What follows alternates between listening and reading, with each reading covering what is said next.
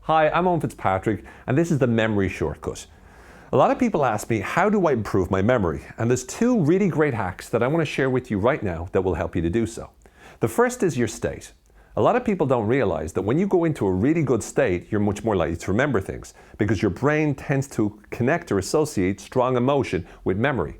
Your brain, the part of your brain that tends to remember, your hippocampus, tends to have a great connection with the rest of your limbic system, which again also contains your amygdala, which is the emotional component of your brain.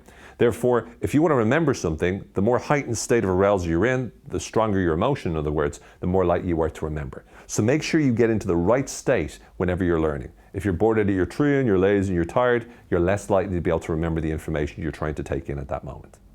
The second thing that you can do to improve your memory is repeated, regular, intervaled review.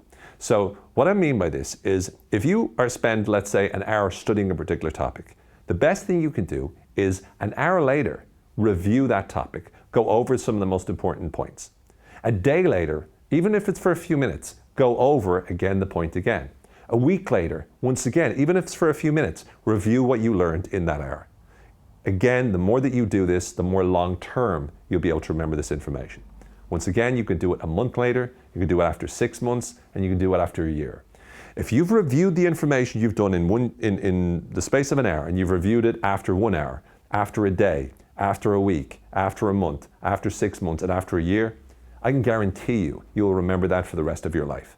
So the power of review isn't just that you review it 100 times that same day. It's that if you space it out, you're much more likely to remember it long term, because that's the way your brain works. You're improving the neurocortical pathways in your brain, and you're ensuring that the information goes into long-term memory as opposed to staying in short-term. I really hope you found this useful. Once again, you're welcome.